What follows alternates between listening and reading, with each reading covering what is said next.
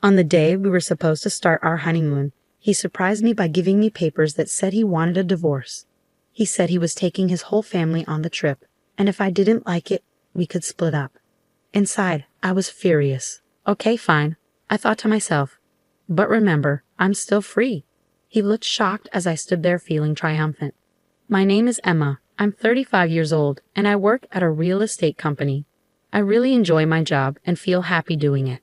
I'm lucky to have supportive colleagues, but in my personal life, I don't have any specific hobbies and I've never had a boyfriend. I felt a secret worry growing inside me. All my friends were getting married by the time they hit 30, one after the other. I was one of the few left who was still single. Plus, my younger colleagues were leaving our company one after another, and it hurt every time. Then, I met Brian through a friend's introduction. He was 2 years younger than me and had a smile that made me feel warm and protective. He didn't talk much but always listened to what I had to say when we needed to make decisions. He made me feel like my thoughts mattered. Since I had no experience with relationships before, I quickly fell for Brian's personality. Our relationship progressed smoothly. When I brought up the topic of marriage, he simply said, "Okay, let's do it." Marriage involves making lots of decisions: the wedding, the honeymoon, finding a new home to live in together. It's a huge event in a person's life, so I wanted us to decide things together. But no matter what decision we faced, Ryan always let me take the lead. He never shared his own thoughts. He just agreed with whatever I said. Brian's personality began to seem unreliable to me, and I started feeling unsatisfied with him. Another thing bothering me was my relationship with my mother-in-law. She was completely different from Brian, not easygoing at all. She never listened to my opinions and always imposed her own ideas on me. "Emma, when you get married, you'll quit your job and focus on taking care of the house, right? You're not getting any younger, you know. If you don't hurry, you might not be able to have kids. Brian is working hard, so as a woman, you should focus on the family. It's a wife's duty to support her husband." These were the first things she said to me when I went to greet her. The husband works outside and the wife takes care of the home. She clung to old-fashioned ideas like this. The truth is, I earn more money than Brian does. He doesn't seem to mind, and he's even told his parents about it, but his mother doesn't seem to approve. A woman who earns more than a man isn't charming. Maybe you can't do any household chores, can you? A wife should cook, do laundry, clean, and take care of her husband's health. Can you do that? She said, looking down on me. You're right, it's definitely different when it's your mother-in-law saying those things. While it's not something to boast about, I can handle all the household chores because I've been living alone for a long time, and I don't plan on quitting my job after getting married. I want to prioritize myself just as much as Brian. But when my mother-in-law criticized me, Brian didn't stand up for me. Instead, he just nodded along with her. That made me feel uneasy about relying on him for the rest of my life. But then again, Brian is younger than me. Maybe he'll become more dependable as he gets older. If this marriage doesn't work out, I might never get married at all. My mind is torn between anxiety and desires, stuck in an endless conflict. But time doesn't wait, even when I'm troubled. There are so many decisions to make for the wedding, where to go for the honeymoon, arranging time off from work, and more. The to-do list keeps growing, and it's making me feel even more uneasy. I was juggling busy days, preparing for both work and marriage. One day, I talked to Brian about our plans. Considering our work schedules, we can only take a long vacation at this time. So should we have our honeymoon during this period? I asked. Yeah, that sounds good to me, Brian replied. Both of us had similar quiet periods at work, so this was our only chance for a long vacation. But there was a problem with the wedding. The venue I've always dreamed of is so popular that it's booked for over a year in advance. In that case, what do you think about having the honeymoon before the wedding? I checked, and some people do that. If we have the wedding first, it will be another 2 years before we can go on the trip. If you're okay with it, Emma, then I'm fine with it too, Brian said. I thought Brian wouldn't object, but he agreed so easily. It seemed like he was accepting all my opinions without any resistance. While I did want him to express his own thoughts a bit more, I figured it was better than facing opposition.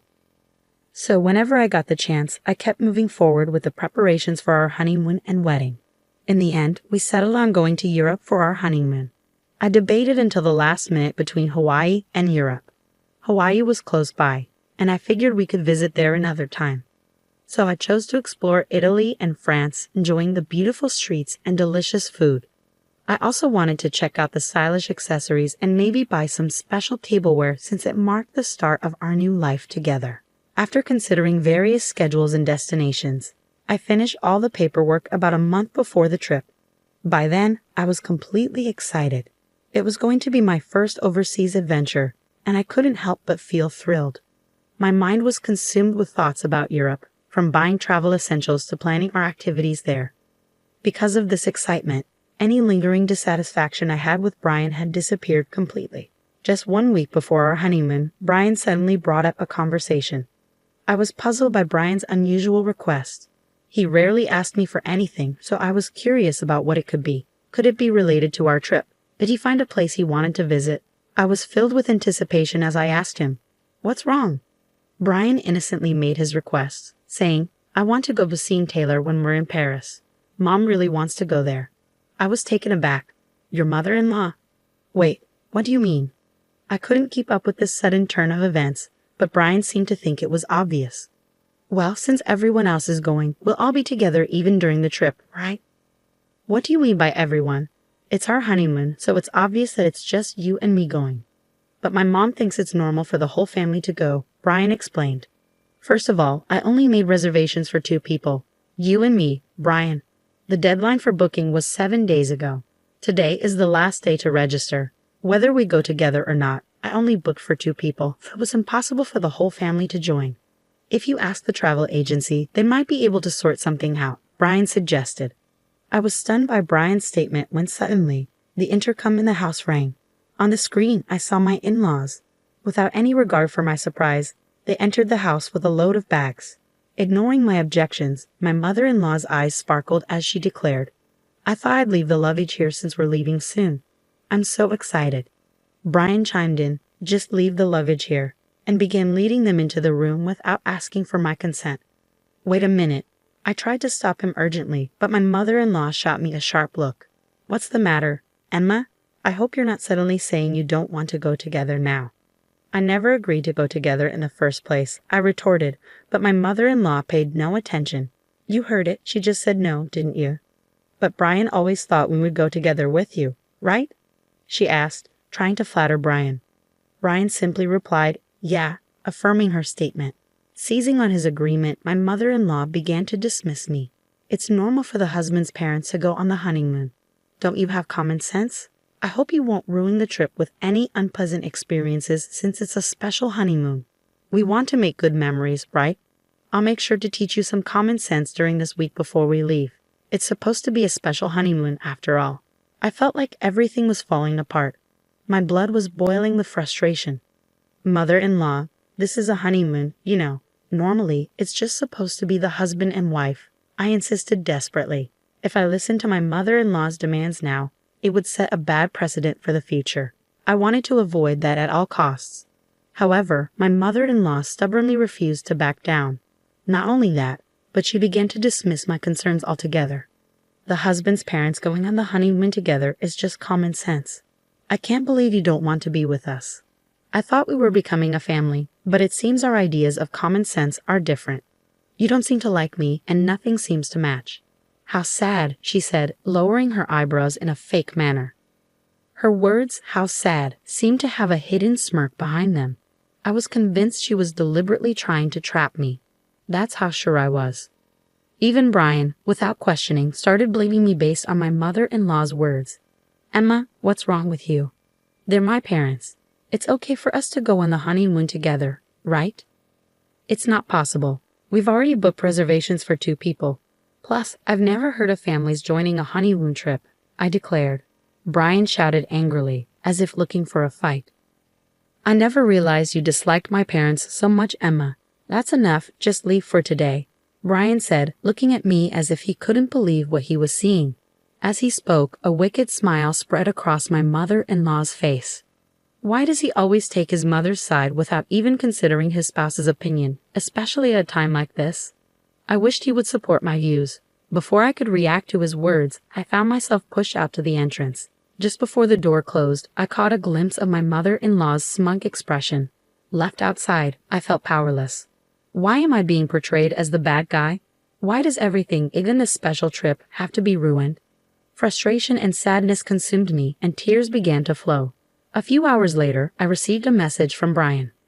I want you to see if it's still possible for them to join the tour. If not, we'll cancel this trip and find a tour where all four of us can go. Please think rationally. If you reconsider, we can sort it out properly. I don't believe I'm in the wrong. It seems like there's no reason for you to apologize or respond. Brian hasn't contacted you since his last message, and it's likely he's upset too. Time passed, and the day of your honeymoon departure finally arrived. Despite feeling unable to enjoy it in your current state, you had spent a month preparing for this trip, so you couldn't refuse. As you were getting ready to leave, the intercom rang, and it was Brian coming to pick you up. You hadn't seen each other since the incident, so you didn't know how to act around him. His arrival indicated that he still intended to go on the trip, but strangely, he didn't have any luggage with him. Instead, he handed you divorce papers. After hurting my parents, you still planned to go on this trip, didn't you? He accused. I'm taking my whole family on this honeymoon. If you don't like it, let's get a divorce. My mom said it would be better that way, he added, thrusting the papers in front of you. In that moment, you finally saw his true colors. You had thought he would listen to you and prioritize your feelings, that he was a kind person. But it turned out he didn't have his own opinions, and he put his family before you. That's who Brian truly is. As I came to that realization, my feelings for him began to cool down. Even if I were to marry him, I couldn't see myself overcoming the challenges that lay ahead and becoming a family with his mother-in-law. It just seemed impossible. Determined, I pointed at the divorce papers in front of me and said, "Sure, but remember, I'm still single, you know." "Huh?" Brian exclaimed, clearly surprised by my words. "Single? What do you mean? Weren't you listening? We talked about going on the honeymoon but delaying the registration until the day of the ceremony. I made sure to get your permission, Brian. You didn't forget, did you? The marriage certificate is still in the drawer, and you even said, 'If you are fine with it, Emma, then I'm fine too.' That's right. Divorce or not, we're not even married yet. There's no problem with going on the honeymoon with my maiden name." Maybe you remembered my words. Brian's expression suddenly changed. But then he turned red and raised his voice in frustration. "Are you out of your mind to give up on marriage just because of a honeymoon? Get a grip." I responded, matching Brian's intensity with my own strong voice. "This is the result of me being rational. I've been so desperate to get married that I couldn't see reality clearly. I don't think I can be happy marrying someone who doesn't listen to their future spouse's opinions and doesn't support them. I'd rather stay single for life. Thanks for making me realize that. Haste makes waste." I keenly felt that this saying was true. "Hey Emma, let's calm down and start over from scratch, okay?" He looked like he was about to cry. His pleading voice trembled. "But I won't be fooled anymore. I will break free from this guy." Without realizing it, I found myself shouting loudly at Brian. "If you're so desperate for a family trip, why don't you go with your family of 3? But in return, you'll have to plan everything from the tour reservations to the itinerary all by yourself. After always relying on others, it's about time you experience the difficulty yourself.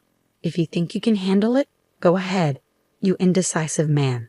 I pulled out the marriage certificate from the drawer and tore it to shreds in front of Brian. His mouth hung open in shock at the sudden turn of events. Overwhelmed by my determination, Brian was completely taken aback. "Do you understand how serious I am now? I refuse to have a future that's dark. It's over between us. Why don't you go back to your beloved mommy and cry to her, you mama's boy?" Leaving a stunned Brian behind, I slammed the front door shut. Given his demeanor, he might actually go cry to his mother. I could easily imagine that happening. Afterward, I contacted the tour company to cancel our reservations. Since it was a same-day cancellation, we were charged 100% of the fee. I billed Brian for the entire amount since he was the one who ruined our honeymoon. It felt like the right thing to do. Later, Brian blamed me for the failed marriage and spread rumors about it to those around us. However, it seemed that no one sympathized with him among our relatives and coworkers. Instead, he started to be seen as an unconventional mama's boy due to his past actions and was disliked by many. When I told my parents about the divorce, they were initially surprised but quickly accepted it. Marriage isn't the only source of happiness. As long as you're happy, Emma, that's what matters. I couldn't be more grateful for my mother's words. As a side note, since then, my hobby has become traveling.